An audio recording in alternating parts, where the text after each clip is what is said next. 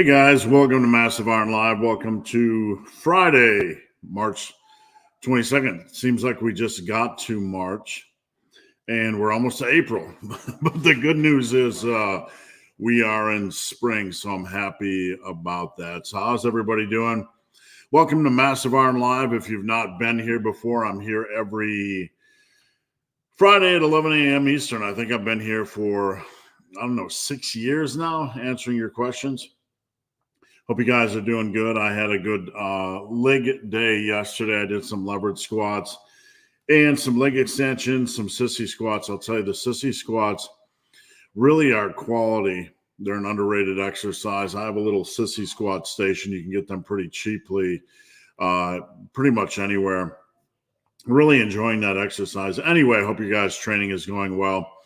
If you're new here or are tuning in late, please check out Massive Iron Live every Friday. I'm here to answer your questions. No question. You can ask anything. Diet, train, nutrition, off topic, even supplements. If I know it, I'll answer it. If not, I won't. Before we dive into things, guys, I want to let you guys know you can head over to my website, Super Living Today. Super Living Today. Let me type that in so you guys hold on one second. Don't go anywhere. Am I typing right? Am I doing okay? I'm going to type that in, and I want to let you guys know something. Superlivingtoday.com. I am running a special through the end of the month. If you're interested in coaching, $6.99 for an entire year. This is the last time I'm going to run the $6.99 special. This is available for existing clients. This is available for new clients. And most times, about 80% of the people that take me up on this are existing clients. I'm not going to be raising rates for existing clients. It's just the last time I'm going to run this low of a deal. Moving forward, I'm going to be raising rates, not for existing clients. Existing clients get their same rate for the rest as long as they're with me. Right, so there's never going to be any rate increase, but I'm raising my rates slightly. So if you are interested in a year of coaching, $699, it's an incredible deal. And now through the end of the month, March 31st, you can go to my website, superlivingtoday.com, search $699 in the search button, or just DM me on Instagram if you have any questions. All right, so Storied Strength says, you know what, I'll do it for $666. Sign up now. Come on. Put your $666 where your mouth is. Let's go. Sign up. Sign up. I'll give you a refund right now. You have 10 seconds. All right. All right. Let's see what we got going on, guys. Also, if I miss your questions or you're late to the party, you can head over to Instagram at @BenTheBarman. Slide into my DM. I'd be happy to help you out. All right, so we got a purple monster. We're ready to go. And we got our new fancy camera. We're all fancy in 2024. Let's talk about lifting, shall we? Post your questions up. Happy Friday. Much love from your favorite assassin. I hope the thunderstorms are gone. And thank you for tuning in. And real quick, I just saw a comment drop in. Thomas, people go sign up. Getting Steve on board as a coach was the best thing I did. Level of support and insight beyond words. Thank you. I appreciate that. You'll crush your goals if you back his vision for you with the hard work. Thank you, sir. Which is incidentally the same cost as my lost security deposit. All right, we're waiting for you to sign up. You have 7 seconds left. All right, where were we? Assassin, would you ever come back to New Orleans for a visit? Absolutely. I really want to get out and get around and see some people this year. Right now, I'm trying to finish my book and get my workout app out. And after that's done, maybe I'll have some time to screw around this year. Big PD, your rant last week about pec flies has made me ditch them. Now, I like pec deck. Let's not be confused about that. I just don't like cable crossovers much. I realize they're mostly a fluff and pump exercise. I guess here's the thing, like, there are no bad exercises, right? when it comes to building a bigger picture, when it comes to attacking a muscle group, we have to build a big picture, right? We have to try to look at our training week and what exercises can we hit that muscle group or area of muscles with that will maximize the attack, so to speak. So generally, my personal rule of thumb is that about 75% of your exercises should be pretty intense for a muscle group. And then like the last one out of four, 25% can really be whatever you want, because at that time you're just kind of doing a finisher. You're just kind of doing some fluffy, pumpy work. You're pretty much toast for the week, right, in that area. So if you want to keep it, you can keep it. My point last week on the cable crossover was that I think it's the absolute worst chest exercise. It just doesn't have any progression opportunity. You can use it. You can use it if you do like rest pause work or pre-fatigue. I mean, no tool is a bad tool when utilized properly. That said, I still think it's the worst chest choice. So if you're going to do any work, I'd probably try to avoid it. Now, don't get that confused with the pec deck. I like the pec deck. That usually has a progression opportunity. What are your top 3 reasons you think people fail to achieve a good physique goal? Consistency, easily, because it literally takes. Yesterday, I made a post on Instagram I made a short on Instagram about, I probably train 80% of my sets hard. And if you train 80% of your sets hard over the course of, 5-10 years, you're going to be fine. But I messaged another coach and they're like, yeah, a couple other coaches, major coaches messaged me and they said, you're right, or it's spot on. It's really about doing the right thing most of the time over a very long period of time. And that's where most people fall short, is the consistency over a long period of time. The second place they fall short on is strength. While strength isn't the be-all, end-all, hard training is, and we want to train hard, but strength comes from hard training. And if somebody doesn't have strength, they don't have hard training, right? That's for sure. We're not chasing 1 rep max strength, but if somebody doesn't have strength, they don't have hard training. Does that make sense? So lack of consistency, lack of strength really shows that they don't have hard training. And the third place is really weak nutrition. It's not just good enough to eat a salad or chicken breasts or whatever. I'm getting in my protein and you need to have structured bulks, right? You need to have a structured bulk. This is a precision game we're playing. Why not maximize it? So that's the third place. There are a lot of people that come to me that every week I got to say, hey, reminder to send weight. Let's monitor weight. Let's monitor weight. Let's monitor weight. And that can be a very tough sticking point for many. They like to train, but their nutrition isn't quite up to their passion for training. So that's the third. A very good question.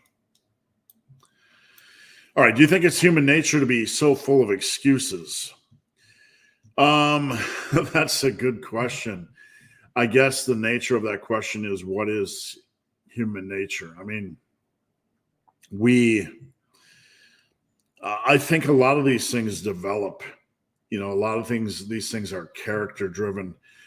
The people that are successful generally aren't full of excuses. And obviously this isn't a black and white topic, but, people that are successful usually are okay with failing. Like I made a video about my super stalker, and he likes to point out everything I've ever failed at. And I like to focus on everything I've ever succeeded at, and I don't mind failing. But I think it's a very weak mentality, a weak mindset when you focus on failure and don't see failure as a necessary part of success. And when somebody is full of excuses, I don't think they generally lack, or they generally have in their past, the consistency that has even led to failure. They've just not tried, and that's how they fail. I would say, and this is a generalization. I mean, people might have failed a couple times, but look, if somebody is super consistent and they're failing at something, or they're super consistent in general and they fail at a few things, that's okay. We're going to learn from them. There are some things I failed at that I had to learn from, but I think people that tend to be chronic excuse makers, I don't think they ever really start. They never really, their failure is like giving up after a day, after 2 days repeatedly, and then making excuses for why they're giving up repeatedly after 2 days. And look, this is not an easy process. I would never pretend it's easy. It took me 17 years to figure out how to lose weight, how to stick to it. Weight loss is not easy, but it really comes down to a lifestyle change. And folks that have excuses, or folks that are unsuccessful, just aren't doing the lifestyle change. Got to have a plan, got to have a structure, got to have a plan of attack, especially with food. Doesn't mean you can't have fun, but your plan of attack is your baseline, right? And those are the foods you're eating, and you're going to refine your meal choices. You're going to refine your breakfasts. You're going to refine your snacks. You're going to refine. If you don't take that seriously, you're never going to be successful. I've read this one before, man. This is a tough one for me because I just really started watching soccer the last couple of years, really getting into watching the Premier League and my team, FC Cincinnati. So this is a question way beyond my scope of knowledge. I have no idea. What are the 3 most influential muscles to make a man look jacked? Number 1, overall arm size. You can't look jacked if you have those twigs hanging off your arms like Frosty the Snowman, right? Let's just stick those little twiggies on your arms. Then you just looks like some barrel-chested Neanderthal with twig arms. So you need arm size. And I think from behind you need to have, this is a generalization because we're not just talking about muscles, but from behind you really have to look like a meat shield, right? If somebody's walking up to you from behind and they can see that silhouette, or they can see that meat shield, that imposing back area, they're probably not going to want to mess with you. So the triceps are part of that picture. But, walking up from behind, walking up from the front, if they see that imposing torso, then that's a big part of it. So I don't know. I don't think it's as simple as some of these derivative. I'm not saying your question's derivative, but I know it's a popular thing to discuss in this realm. But I really think it's really how you look, from an imposing standpoint. There are guys that work with me and they'll say, I really don't feel like I'm making good progress, right? And I'll say, let's look at your before picture. You look like a wet noodle. You look like somebody I could punch and I'd knock a hole in your gut. You look like a wet piece of paper. You look like your grandma could sneeze and knock you over, right? And then a year later, you look like somebody that looks a little bit tougher. You look like somebody that could handle themselves in a fight. And I'm not boiling things down to violence or whatever, but I think you understand what I mean. Like when you look at somebody, we're sizing them up, and you can look at somebody and pretty much know if I punch that guy, I'd probably knock him through Wednesday, right? And then you can look at somebody and you're like, they look a little bit imposing. I think that's really the baseline when it comes to muscle. And obviously this is shooting way past so many things like what conditioning level, and what is the definition of jacked. But I mean, if you have the baseline muscle mass where you're starting to look like fit, and then you're starting to look, a little bit imposing, then if you can lose fat and get ripped and meet somebody's definition of ripped and jacked, right? I've never deadlifted from the floor. So I'm just curious how strong I would be once I get the form down. I can RDL at least 400. If you can RDL 315 for 9, you're probably going to be pretty close to 450. You need to take some time to get those smaller muscle groups up to speed. Could even be more than that. But, that's a pretty strong RDL. I really don't see much reason to go past 310 or 315 by 10 on an RDL in general. I just don't think it's necessary. I mean, 365, yeah. Once you get up to 4 or 5, you're pretty much elite. And I don't know, how much do you want to just continue to put stress on your lower back at that point? Obviously, the RDL is about loading the glutes and hamstrings. You're moving the glutes back to load the hamstrings. But the lower back is going to be the weak muscle group in the chain. How much do you want to continue to push it?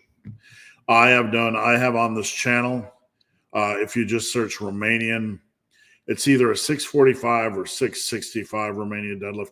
We're not really sure, because I was at a Gold's Gym with a friend of mine, a professional bodybuilder, and we just started dicking around, right?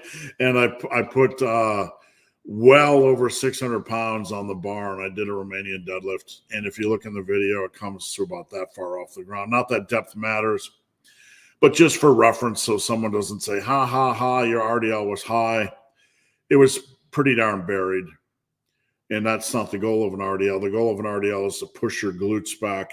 But just for reference, just so no one calls me out, but I've RDL'd either 645 or 665. I really don't know. Somewhere in that range. And I probably could have done it, for more reps. I was just a little bit surprised. I can't say I would have done it for a lot of reps. I just never really RDL'd at that level before. And it was a whim and it was a stupid thing and I knocked it out. But my deadlift was a little bit higher than that single. Big Trenny Powers, Mr. Trenbolin, Mr. Trent Sandwich, something like that, right? Do you think while running a bro split that 2 overhead pressing movements? No, not a repetitive at all. That's what you want to do. You want to beat the living crap out of your shoulders and you want to push it. It's not repetitive. That's what a bro split is. You're going to use all the big tools. If you just do one overhead press and do a bunch of crap movements, it's just a crap weekly volume. You'll adjust. There's nothing. That's just how a bro split goes. I do a pin press. This week I did 190 for 10, 10, and 9 or 8. I can't remember. I got it up on Instagram. And then I did Arnold presses, and then I did overhead jammer press, and then I did side lateral raises just to kind of round it out. You'll be fine. The body's not that fragile. That's what you want to do. You want to beat the living crap out of that safely. What should a 315 RDL? It's going to be slightly, when you calculate your 1 rep max, it'll probably be about 10% lower than your true deadlift, give or take.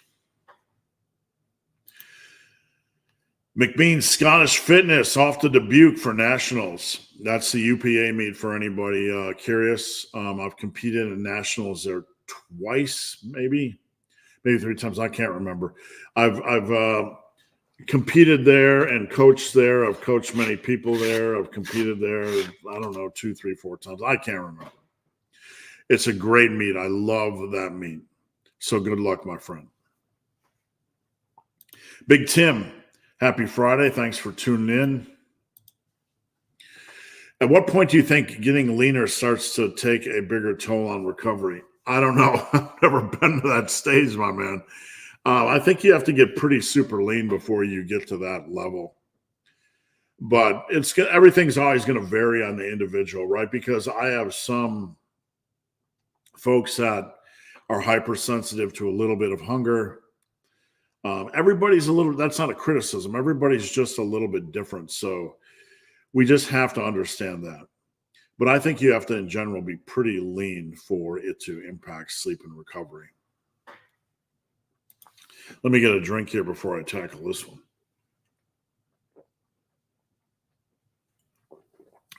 Thirsty today. Maybe it's a sign I need a beer. Any tips on being a better leader and getting more self-centered? Ignorant people to cooperate. There's many depths to being a good leader. I think some of the things I've learned over the years is that I try to build relationships with everybody. And building a relationship means not being besties with everybody, but having a working relationship. Some people you're going to differ with, but you have to understand we're a team. And I might not see the same way as somebody else, but I'm going to work together for the greater good. And I'm going to oversee their flaws and things I don't like about them because I understand that the greater good is more important. And that's something we desperately miss in this era of civilization. We like to exploit or beat down the differences in people. And the reality is we all have differences. We all have things we're working on. But for the greater, and I'm not making excuses for people, but for the greater good, when we're trying to move on to bigger and better things as a unit, as a working unit, either in the military or as a team in your employment situation, or as a civilization or country or community, we can't sit there and try to linger on the deficiencies or the differences between people. We have to try to find those commonalities. And even if they're strong, say, look, this is about the greater good. I'm going to do what it takes for us to move forward to the greater good. I have always tried in YouTube fitness to make friends, and when I say friends, not close friends, to keep the dangerous people and still keep a working relationship with them. What do I mean by dangerous people? There's some people that are really outliers you don't trust, and they're going to make videos on people. I'm less like that now with some of the fringe people because I just don't care, right? But I think you need to learn to understand the mission, to try to build a functional relationship with people. And that's not always going to work. Okay, but you have to always be a professional in the face of pushback. You have to ask yourself, what does a professional act like? How does a professional respond? And you have to do your best to uphold that, even in the face of a storm or judgment or criticism, right? A strong leader understands that they aren't always right, and they will listen to criticism, but they still have to make hard decisions. And sometimes those decisions are going to be wrong decisions, and when they're wrong, they apologize. A leader leads by example, not with their mouth, right? You can run your mouth, but you better back that up with your actions. Love, we all equate love to this feely-wheely thing, right? Love in the real world is an action. There are different degrees of love, but love is an action. You can tell your wife or your girlfriend or your parents you love them, but if you do not back that with action, then do you really love them? Or are you just saying words? Now, as a leader, there's a different arena of love, or whatever, however you want to phrase it. There's a different type of love, and it is love for the common good, or love for the common goal, or love for the mission. And your actions have to be aligned with the mission or goal, first and foremost. Your actions will be an expression of love for the mission. Does that make sense? And if you are full of shit, and if they do not align, people are not dumb. Even the people you think are ignorant, they are not dumb, and they will know it. So there is no time to run around like a pussy, filled with self-doubt and whining and complaining, when there is work to be done. We are all insecure to a degree. We all have self-doubt to a degree, except for the outliers, the folks with Dunning-Kruger syndrome who think they know everything. It's okay to have self-doubt. That's part of the human experience. That's part of the human condition. It's okay to doubt your abilities. It's okay to be insecure. But when you have a mission, you have to set aside all that nonsense and focus on the mission.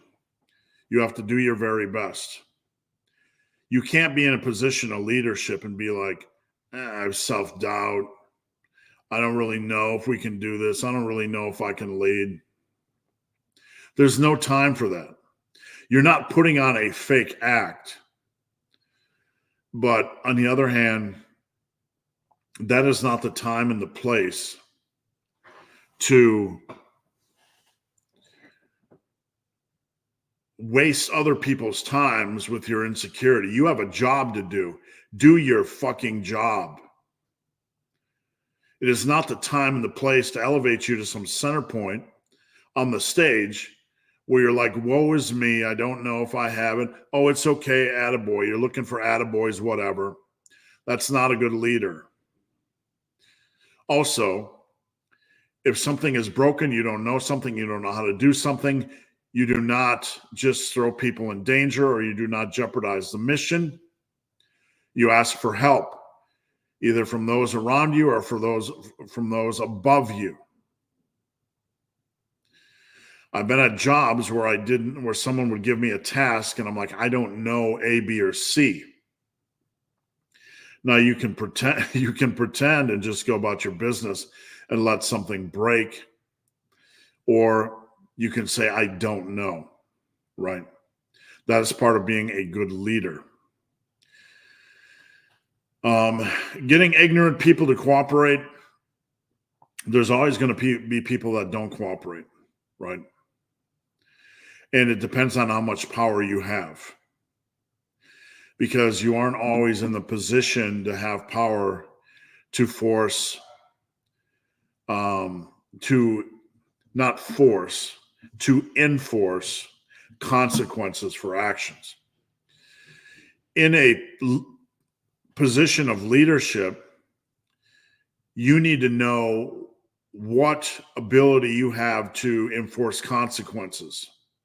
If you do not have the ability to enforce consequences over wrong actions, misguided actions, or ignorant people, there is nothing you can do. And that's a discussion you need to have with your supervisors, your leaders.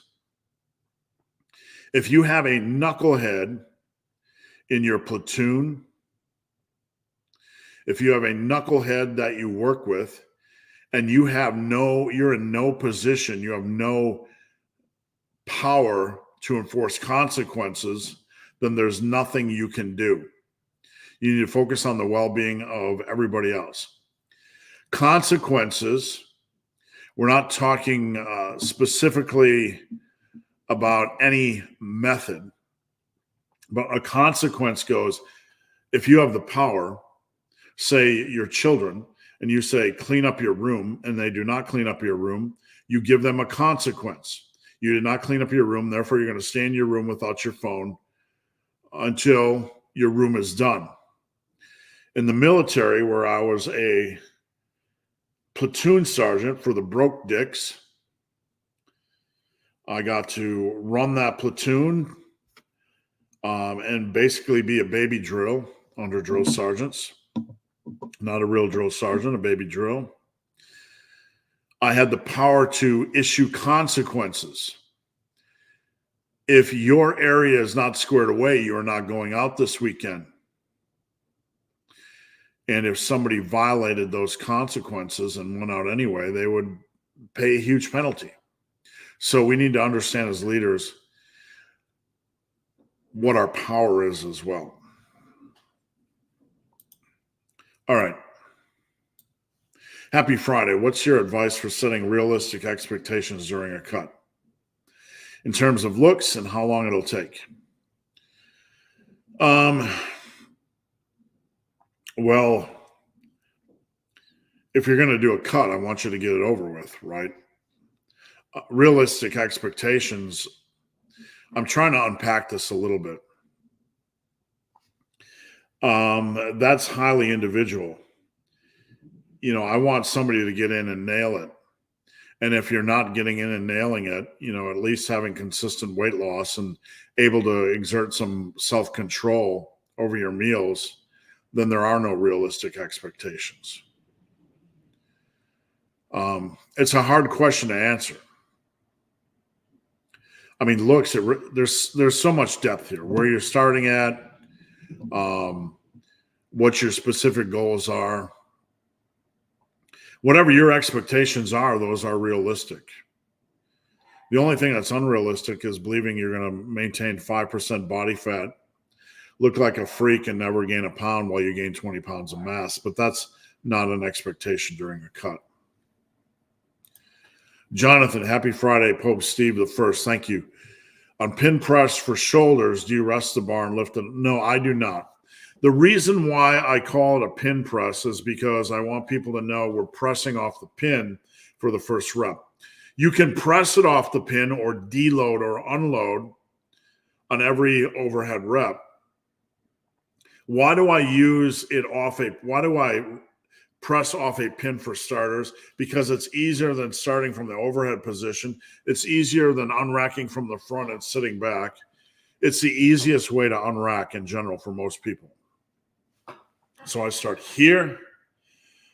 I get it up. It's usually about an inch lower than I like it. So I really have to get under. I have to arch my back for that first rep. Get it up, press, and then I don't go all the way down. What would be a good rep goal for doing 3x8? So that would be 24 total reps. If you went for 30, it'd be like 10-8. 10-8-6 would be about 24. 11-9-7 would be about 26. I would say 26, 27-ish. Yvonne, good morning. Always watching Yvonne kill it on Instagram. Have you ever tried the rolling tricep extension variation? And if so, what are your thoughts? I'm trying to picture this. A rolling tricep extension. Like, what are we rolling?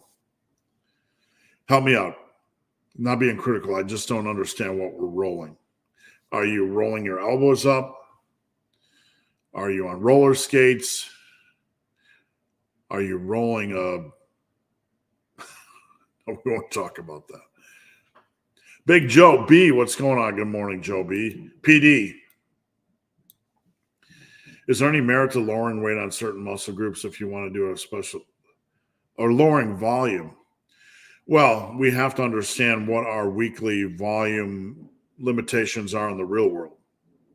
So if you can't add time in the gym during the week, if you're going to do a specialization phase on chest and say add 30% more volume per week or 40% or whatever, then that has to come out of other lifts. So let's say you were doing 12, 12, 12, 12. 12 for back, 12 for chest, 12 for shoulders, 12 sets for quads. And you got your minor sets, but we're going to ignore them. For hamstrings, biceps, triceps, etc. We're going to look at the major stuff. Let's say you're doing 12 sets for chest, back, delts, and quads. 48 sets for just those muscle groups.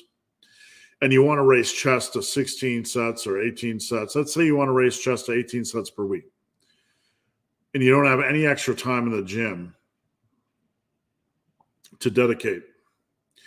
So you're taking 6 extra sets on chest. Then you could take the other 2 sets, take 2 sets off each, back, quads, and delts, and that would basically equate to the same time in gym, right? So that's how I would do it.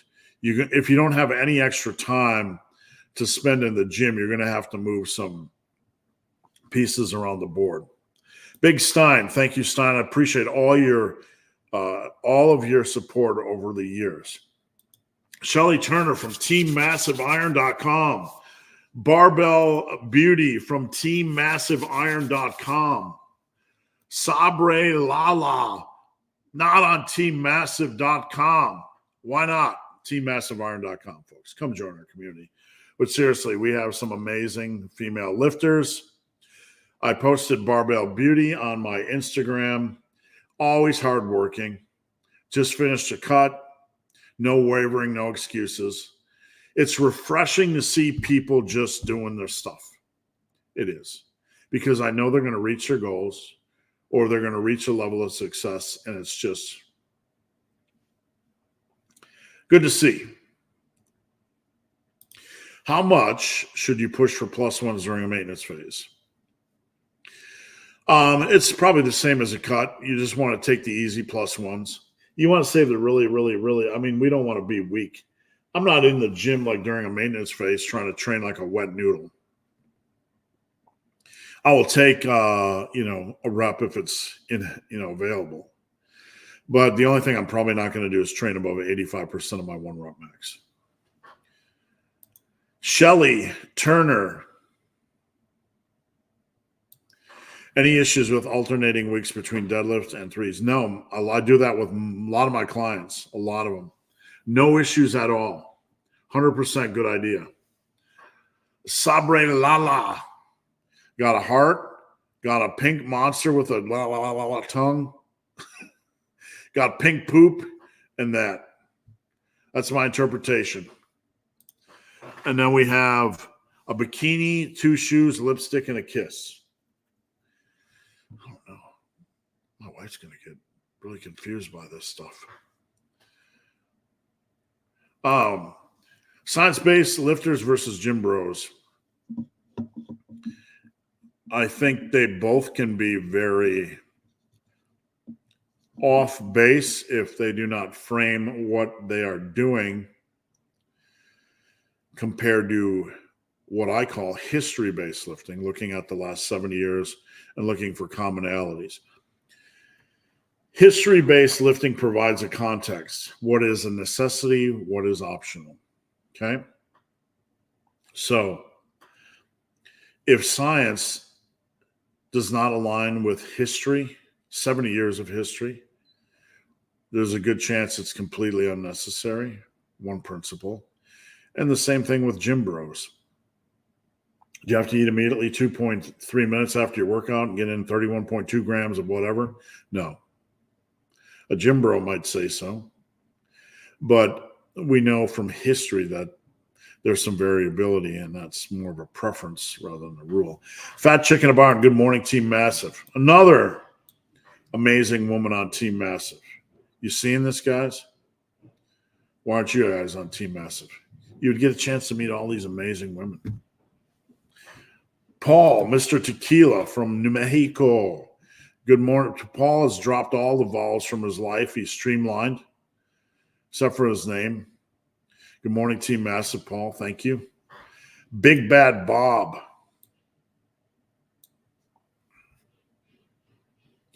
During squats, I often find my lats and back struggling to stabilize the weight before my legs fail.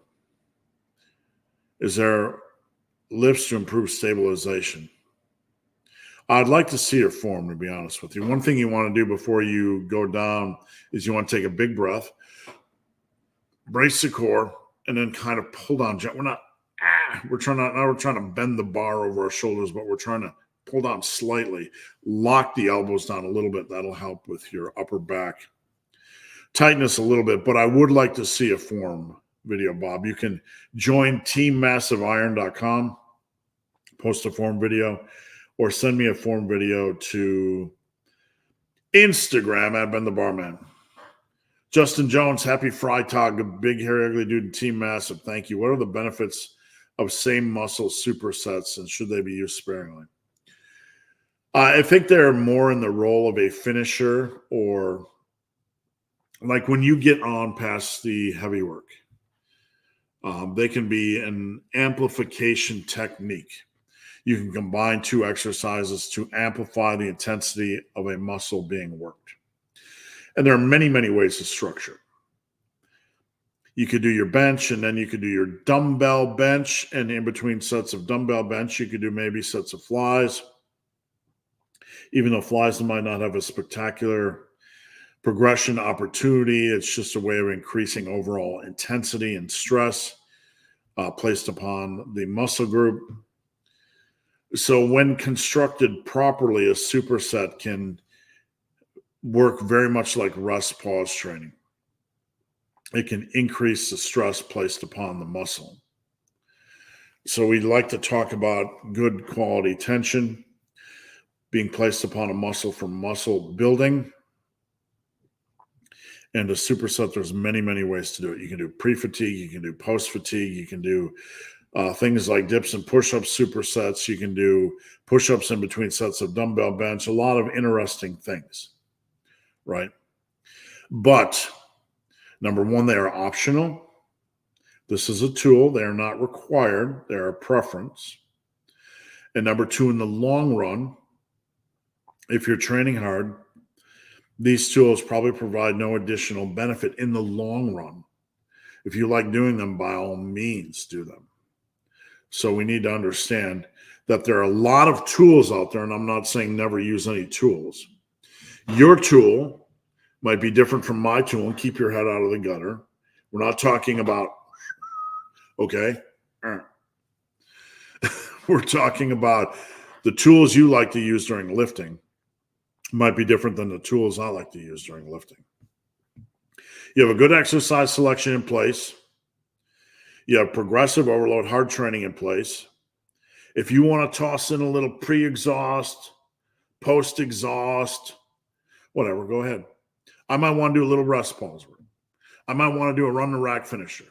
That's fine, because we have the platform, the base in place, and whatever tools we want to add into that mix that we enjoy, we can, as long as they don't take away from progressive overload and hard training. All right, let me get a drink. We're about 45 minutes in. I will stay on as long as you guys have questions. Please, if you're new here, post your question. I would sincerely appreciate it, and everybody else would too. Your questions allow everybody that's watching to learn, and we're all learning together.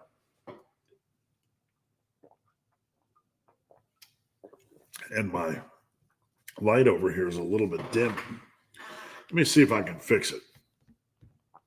I don't know why, what happened with it. Anyway, we just entered spring. And before I move on, I want to remind you guys that on my website, superlivingtoday.com,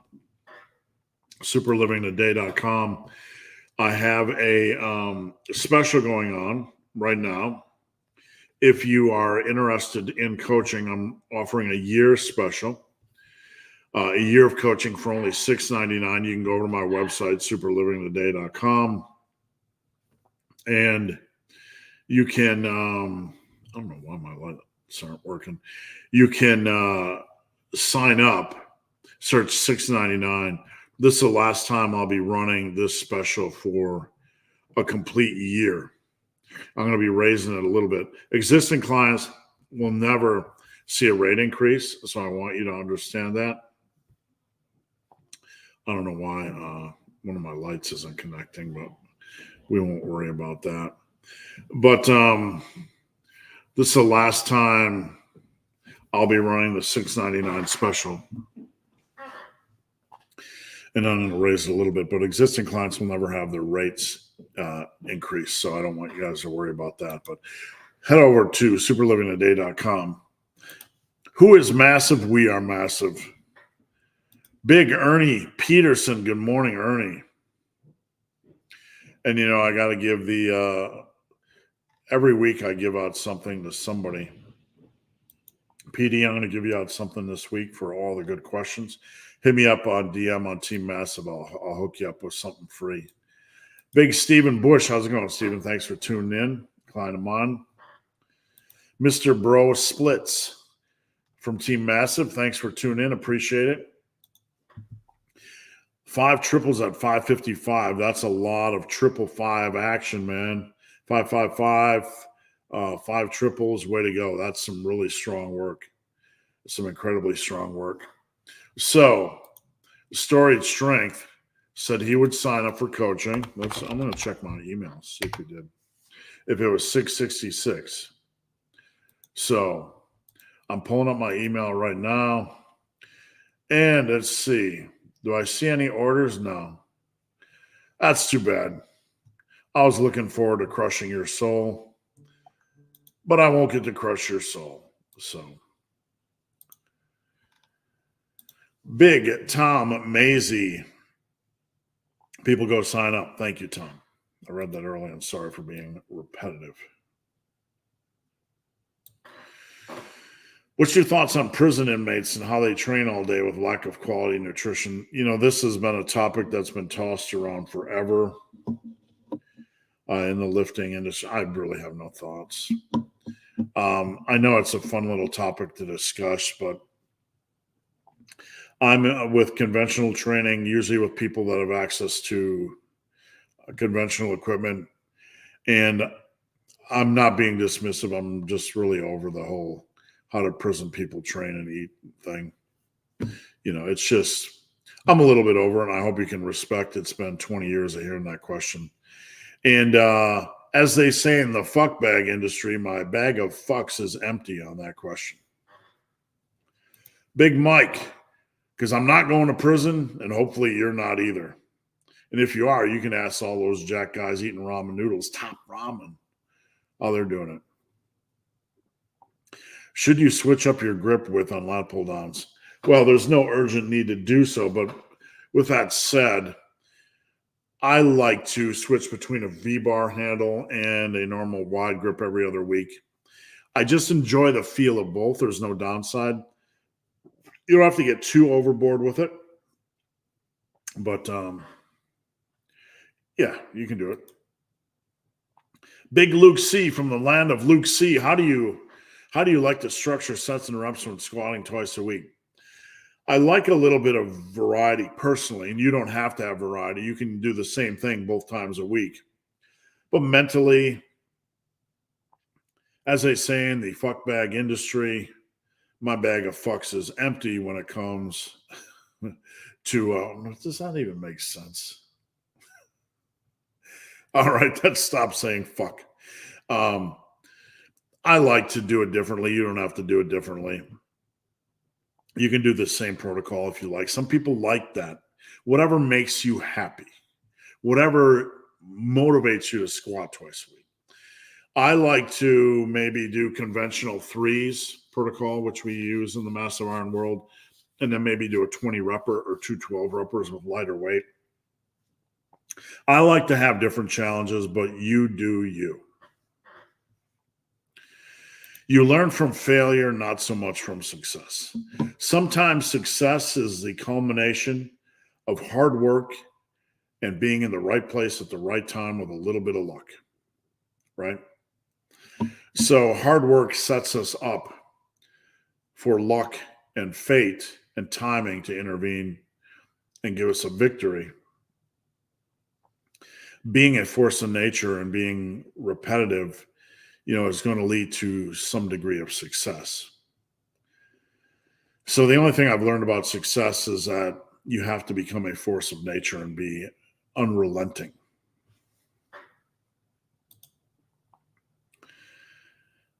Steve, thoughts on the strongman exercise farmer's walk for getting stronger and building muscle? I don't like it as specifically a primary muscle builder. Now, don't get upset, guys. I'm not saying don't do it. I'm saying if you do it for muscle building, you have to implement it properly, right? A loaded carry is a good thing. All for stressing the yoke, and that can be a way to stress the yoke, and absolutely do it if you like it, right? Just make sure that you are focusing on good quality tension, good quality stress, and that it is taxing you from a muscular standpoint, just not from a cardiovascular standpoint. Does that make sense? Gamboni Law Office, 1-800-GAMBONI. Just me being facetious. If you want to maintain or slightly improve body comp over time, is training 2 to 3 reps of failure? No, not really. I mean, I don't play guessing games.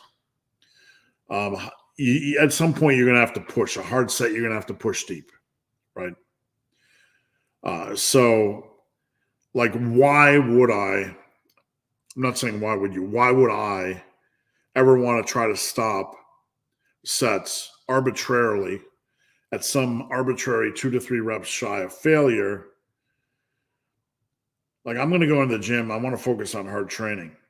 If I'm in the middle of a set and I'm just crushing it, I'm like, nope, it's time to stop because I want to prove to the world I can build muscle on 2 to 3 reps short of failure. This is not how anybody does it. You want to focus.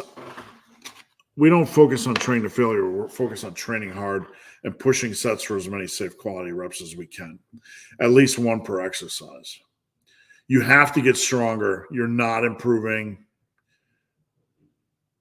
If your body weight's not changing, your nutrition is. If you're not getting stronger, you're not training hard. We have to be in the office more, but are not allowed to eat at our desk. Good. They know you guys are fatties, right? Stop eating so much. You're not being productive, you fatty. So the last few times I end up scarfing down a lot of calories at night, feeling too full. Well, you got to get in your calories. I mean, muscle building requires you to do what it takes to get to where you want to go. So if you have to scarf, snarf, gobble, wobble, slobble your calories at night and feel too full, I mean, other than that, are there times during the day where you can slam a protein shake with heavy cream? You got to find ways to get those calories in.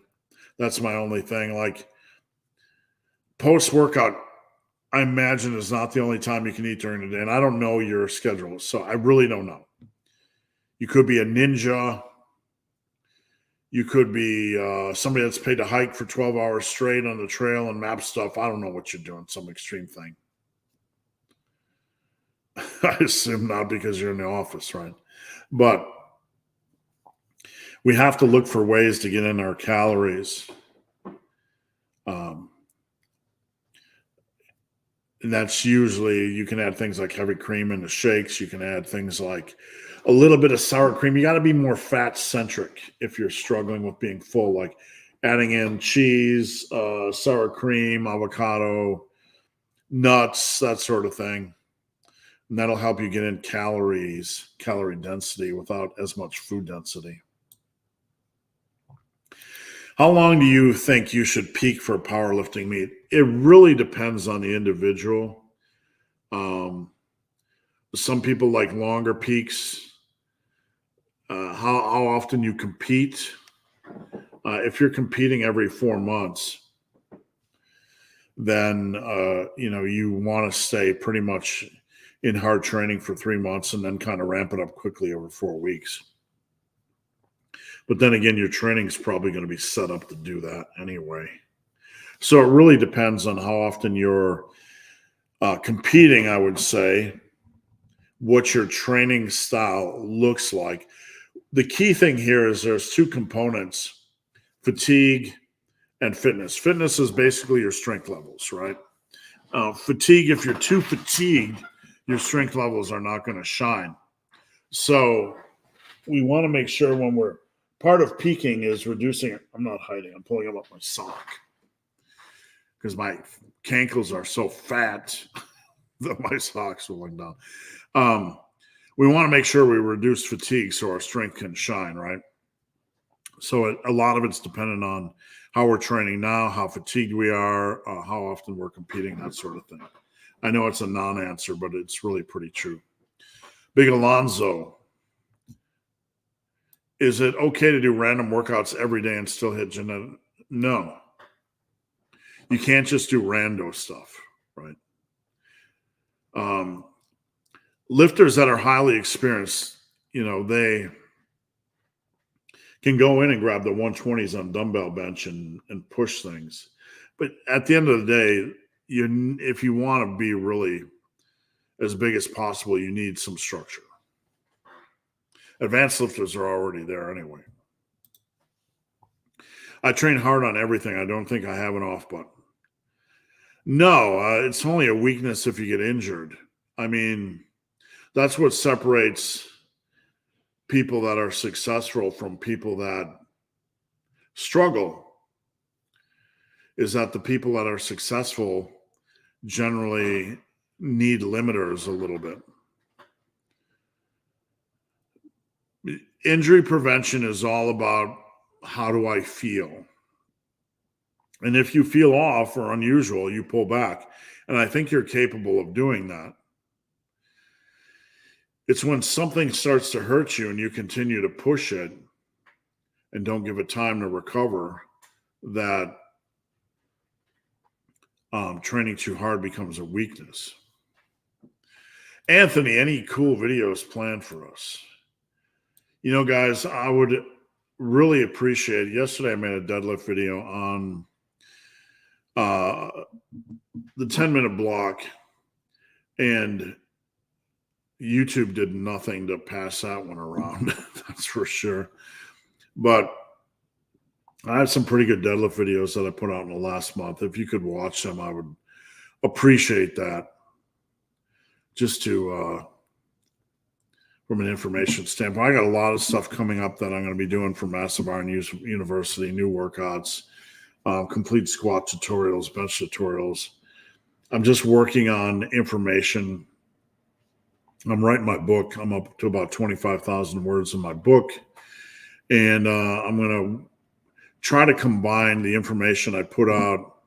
Once my book is done, I'm going to basically walk through the book with the information videos. And so I'm going to have my book done. It's going to end up probably being like 3 or 4 volumes, 200,000 words at least. And then I'm going to kind of walk through the book on video, putting out videos on major sections and principles and concepts and things in the book. The book is going to be extremely comprehensive. It's not just going to be the massive iron system. I'm covering everything in the lifting world. This is going to be almost like a semi-Bible of lifting. Everything from antagonistic supersets to every different possible training protocol and tool is going to be talked about in this book. That's actually the section I'm working on right now, where I'm going through all these different principles and tools and training concepts. Yvonne, additional context on my question about the rolling tricep extensions, and I don't see it, Yvonne. It might have got clipped. How to deadlift if the weight is not dead, but it is alive. We call those in lifting alive lifts, right? And first off, you have to make sure you get permission from the aliving person. Excuse me, alive person. I know you're not dead, you're alive, and therefore, because you're alive, I need your permission before I alive lift you. And if they don't give permission, no means no. Don't just go around deadlifting alive things when they say no. Stop lifting me. How much grip width for lat pull downs and rows? We talked on this just a little bit earlier. I like to vary. I like to do the V-bar handle for both and the normal for lat pull downs the wide, or I like to do the dual arm cable or the dual arm single arm attachments. I like to do the wider parallel grip on the seated rows. I like to alternate between two. That's fun for me. So you can do that. Big Tom. Any tips for keeping positive when certain body part is too injured to train for months? We have to, number one, understand it's okay to be frustrated. I had my knee a little bit off for about 8 months, and it really bothered me. But we need to really understand now is the time when I can focus on certain areas and I'm going to kill it. I would say don't worry about staying positive, right? That's a feely-wheely thing. There's a lot of fake positivity on social media. You know, influencers, every day is a great day and get up today and be special and it's a wonderful day to be wonderful. You know what? There's a lot of shitty days. There's a lot of days where I feel like a half a sack of crap. There's a lot of days where I feel like 10 tons of horse shit.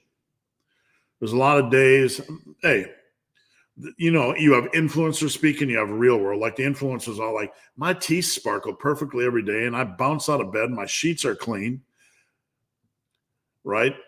Their sheets are perfectly white and their rooms, they open up their drapes and they're perfectly illuminated and they live in this fairy tale world.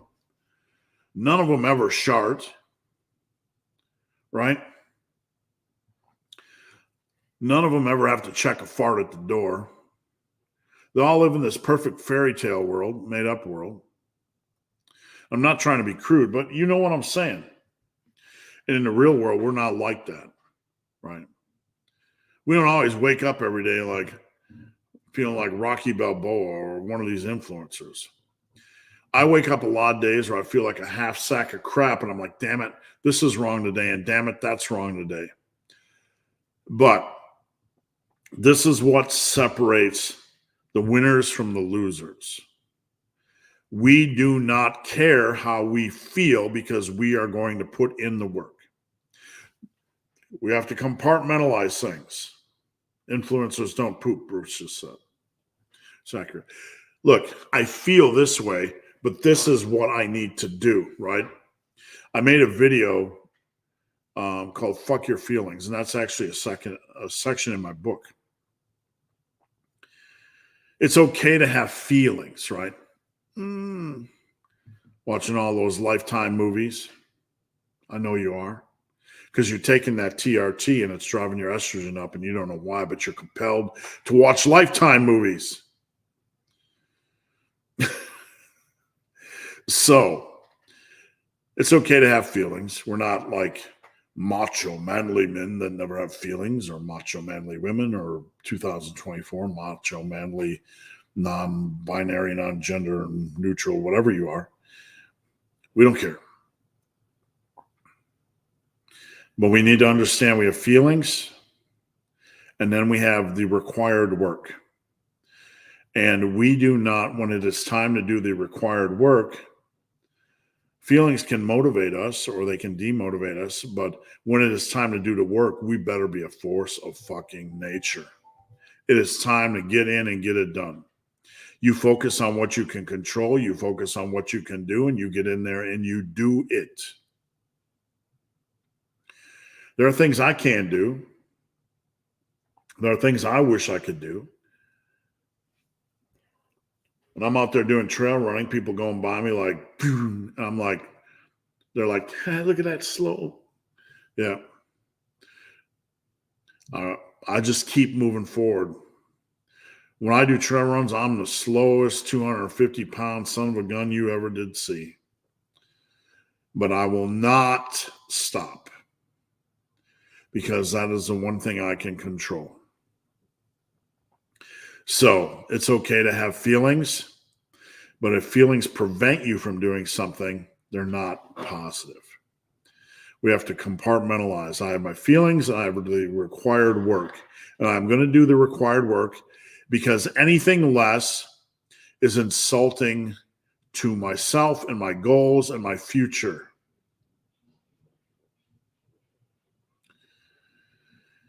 You do not do the required work, what you know you should be doing, and it's going to fester in your brain. You might not think about it, but it's in there, chewing away. Always do the right thing. You will always feel better when you can, when it's not going to injure you, it's not going to hurt your family financially. We have priorities. But when you have the opportunity to do the right thing and it's only going to bring positive outcomes, you better do the right thing. Because if you don't, it'll eat away at your soul like a corrosive acid.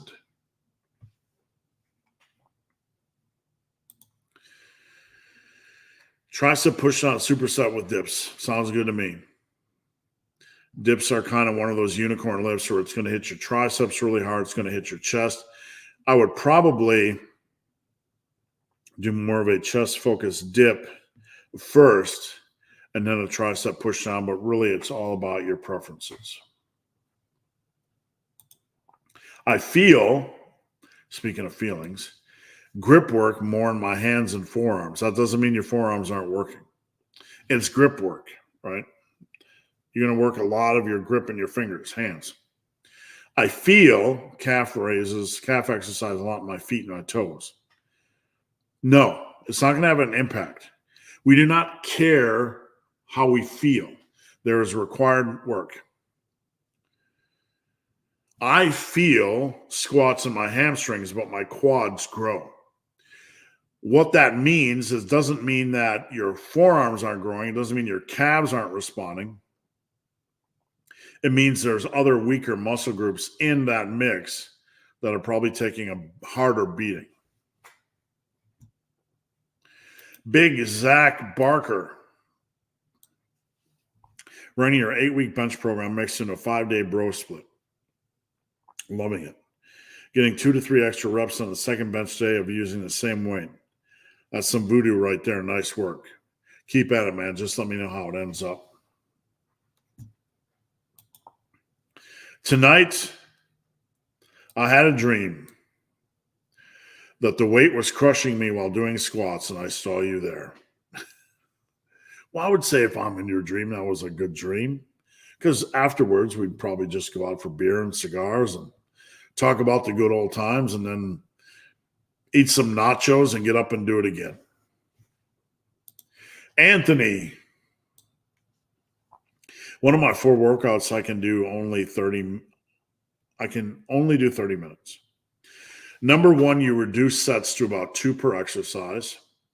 On the really minor stuff, maybe 1 set per exercise. You could also rest pause things, 2 to 3 sets of rest pause work with limited rest in between sets. But you want to minimize first and foremost. And then we'd have to see how far away you are from 30 minutes and adjust from there. If I mainly do bench press and don't do much incline, not really, no. You need to be doing overheads and you need to be doing bench. I don't do a lot of inclines anymore. You're not missing out. You want a good variety of exercises, certainly, but you'll be fine. Do you like to use trend weight or scale weight to determine how much weight you lose on a cut?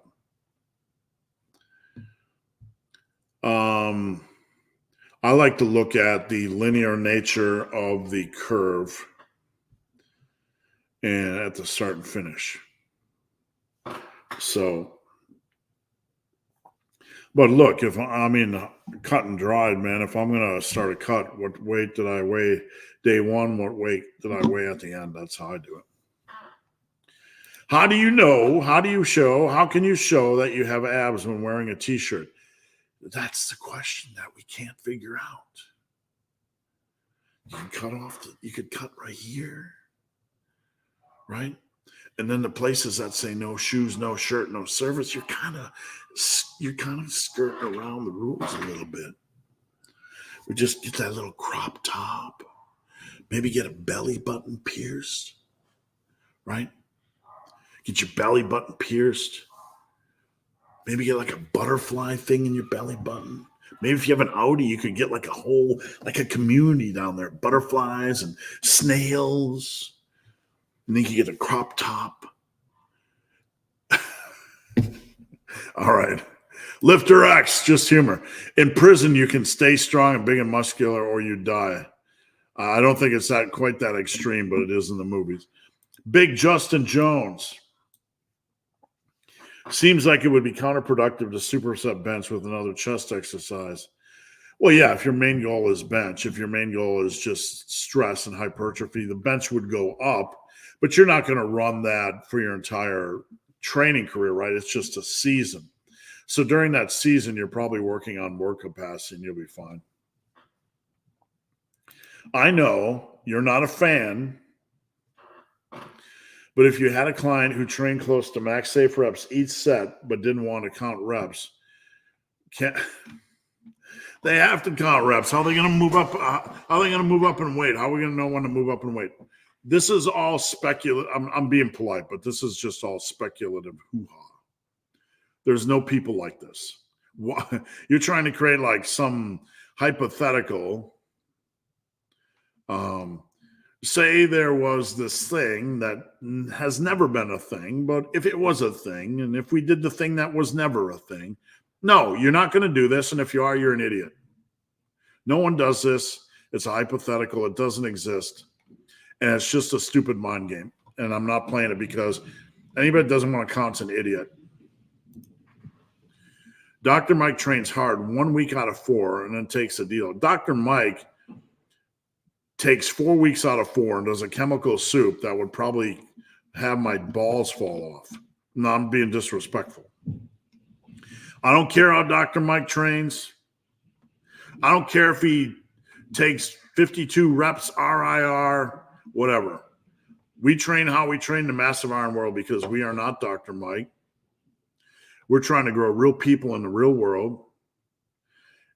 And every advanced lifters I'm an advanced lifter. Dr. Mike's an advanced lifter. I can roll dumbbells around the floor and maintain muscle. Dr. Mike's not gained a lot of mass the last 4 years. That's not a criticism. I haven't gained a lot of mass the last 10 years. How an advanced lifter trains doesn't fucking matter, folks. It doesn't matter. It has no bearing on anything we do, anything you do.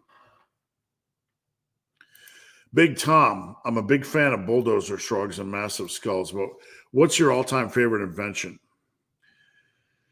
I think it is the bulldozer lateral, because the bulldozer lateral, you start on the offside, so you get a little bit more leverage generation. It's a little bit more, because you get a little bit better leverage. Some people fear that, but it's easier on the shoulder joint, and you can use more weight. There's more of a progression opportunity. It has a little bit more leverage, and that, turns some people's panties purple or brown. I don't know, but you know what I'm saying. I think that's one of my favorites. The first time I did it in a commercial gym, I was working out with an IFBB pro, and he mocked me, so I knew I was on the right track. It's just a joke. If you don't count calories, you might undereat. Yep, true. What are your thoughts on ice baths? My thoughts, number one, I'm just telling you my thoughts, my processes. You guys can do with it what you want. Number one, the whole thing is setting up a thing and getting the thing and spending money on the thing and getting ice and all the thing and filling the tub and all the thing and sitting in the stuff, spending time on all the stuff and the things with the ice and the money and the buying the stuff. No. I don't have time for all that. And number two, I know it's not going to really impact recovery if you're training hard to anything more than a trivial degree, if at all. I'm never not feel recovered for my next workout. It's more important for me to structure my workout and my training so I feel recovered. I don't want to rely on time sinks, things that you sink your time into. I like hot baths, okay? But I need to bathe anyway, right? I need to bathe anyway, so I'm probably going to take a bath sometimes instead of a shower. But I don't know. I don't really think it's going to provide any benefit, really. I get a lot of questions about recovery in between workouts, and people are always looking for things to invest their time in when it comes to recovery. But the truth is, if you're training hard, a muscle is going to take time to recover and repair a required amount of time. And I don't think trying to expedite that is really going to happen. And I don't really particularly feel it's something I want to spend my time on. I've been doing a form of RG system for so long, rep goal. I assume it's extremely hard not to, even though it can get brutal at times. And I understand. I've been doing a lot of stuff over the years that it's hard to break away from. YouTube doesn't seem to like my comment and removed it. Sorry, man. I DM'd you the additional context on Team Massive. Let me just see if I can find it on Team Massive while we're. YouTube will block some comments for random reasons. I got turn off the sound here so I don't get flagged from YouTube, because YouTube will literally flag me for using somebody else's content. I'm going to bring up the video that he shared with me. This is on the, my dogs are going crazy upstairs. They're doing zoomies. This is a rolling tricep extension. Oh, I've seen this before. I wouldn't do it like rapid fire. We're losing some of the mechanical tension out of this lift. This is kind of the way that guys, when they're 19, have sex, right? They're just like, oh my goodness, boom, let's get it over with. No, I control it. I have no issues with that sort of a lift. And excuse my silly humor, but I would control it down and then pop back up. I wouldn't rush that negative. Bruce, influencers don't poop. That's 100% legit fact. We have about 5 questions left, guys. 5 questions, and I'll hop off. Just a last call for questions. If you're new, please post a question. If you're old, please post a question. If you got anything on mind, off topic, anything. Any of you guys watching the 3 Body Problem? Any of you seen any of the episodes yet? I'm really eager to. I hope the show doesn't suck. So please tell me it doesn't suck. Can you explain to a novice like me when is the right time to change programs? There's no urgent time to change programs, right? It's not going to provide any benefit. There's no. Basically, the way I like to focus things is when you're in a bulk, that's a phase of training. So let's say you're on an extended bulk. You could have 2 4-month phases of training, which equate to an 8-month bulk. Usually I like to run a program for about 4 months, 3 at the least, longer if you want. But that's a phase of training that should coincide with a bulk. Does that make sense? And the only real reason to change things is to kind of evolve things. So we're trying something a little bit different mentally. There's no urgent need to change things. You're basically going to be using the same exercises anyway, right?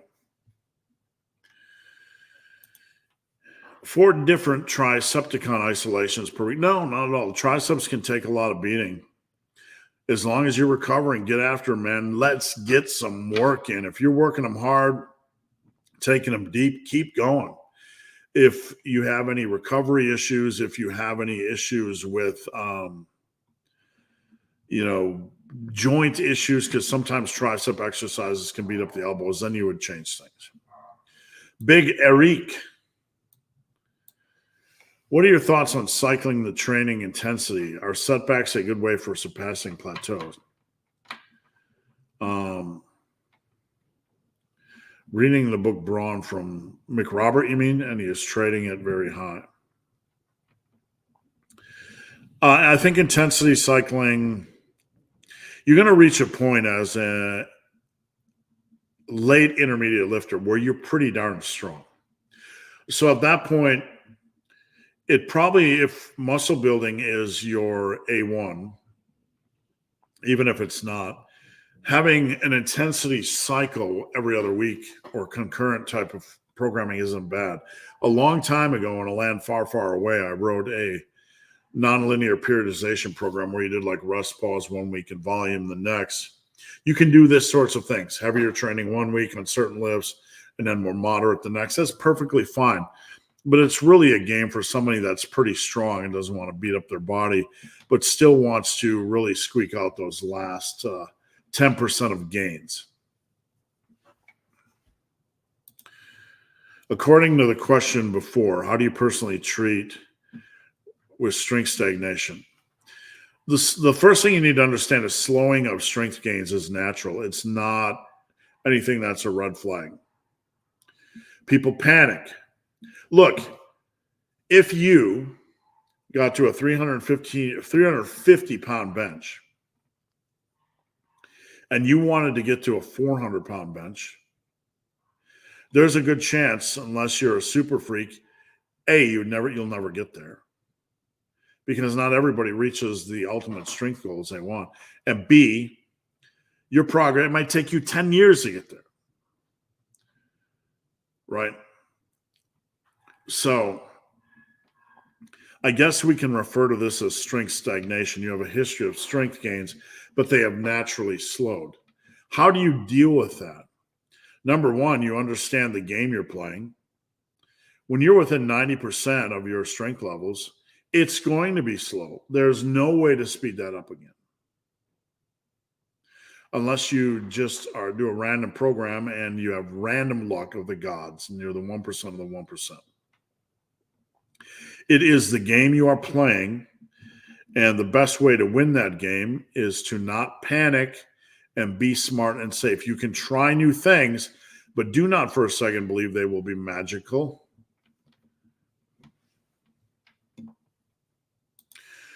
What do you mean when you say live like a monk during the week? Here's what I mean. If you are trying to maintain weight, we have a tendency to be people have a tendency to be a little bit looser on the weekends, right? If you're loose on the weekends and loose on the week, what are you going to do? You're going to gain weight. This is more Gen Pop, general population stuff, okay? Gen Pop who doesn't want to get fat, Gen Pop who doesn't necessarily want to look like Ronnie Coleman. This is like Gen Pop stuff. And I'm not meaning that in an insulting way. Some of you guys might not want to build massive amounts of muscle mass. You might just want to hold your weight. You look good. Let's say you look 185 and you're like, I look like a snack in the mirror, right? I'm looking pretty tasty. I have the muscle mass I like. I just don't want to get fat anymore, right? There are folks like that. Then you need to live like a monk during the week so you make some room for yourself on the weekend. Here's what I mean.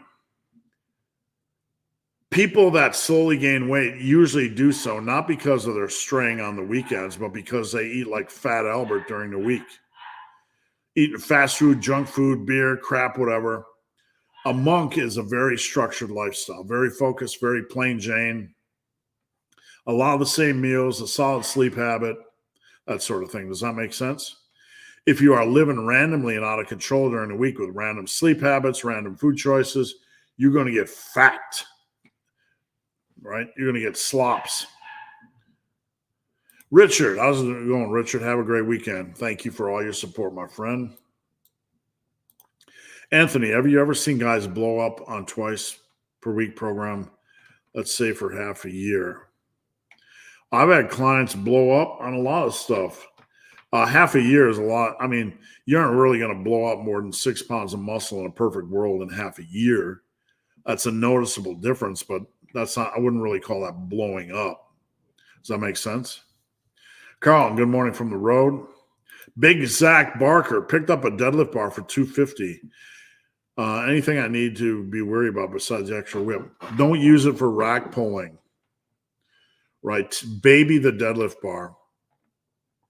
If you're going to do any rack pulling or anything where that bar is going to be slamming on a rack, use the cheap ass rack you got. That's not a deadlift bar. Hello from Norway. Friday plus beer. Hey, that sounds like a good combination. We got 2 questions left, guys. Thank you for answering my question. You're welcome. And thank you for being part of live. I appreciate it. If you move to Europe, I'll be your stalker. I wouldn't really mind having a second home in Scotland or on Northern England. So we'll see. Once I put out my training app and I have like that Heisenberg cash, just jokes.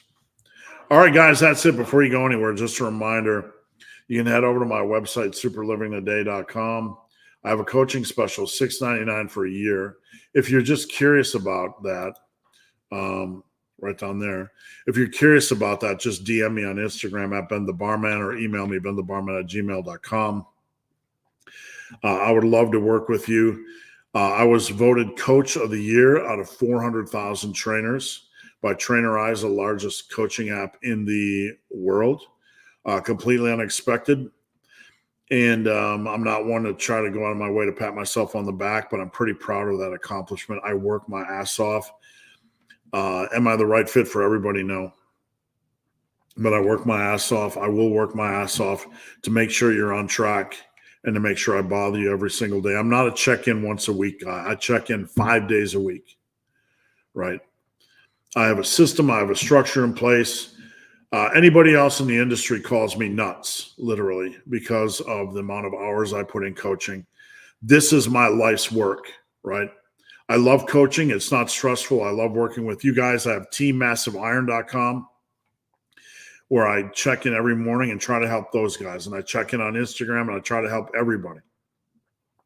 Until the day I die and this last breath comes out of my mouth, my life is dedicated to lifting. My life is dedicated to studying lifting. My life is dedicated to clearing away the bullshit from lifting to help you guys maximize progress without all the nonsense and monkey piss. And I'm not for everybody, but if you are tired of shitty results, please consider the $6.99. You can head over there and just search in the search button, $6.99. All right, guys, that's it. You better come back next Friday. I'm going to tell your mama. And we are out of here. It's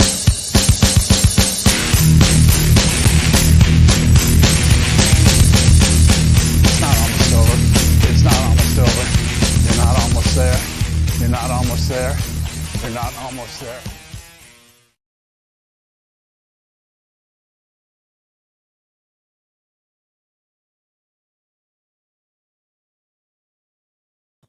Thanks, man.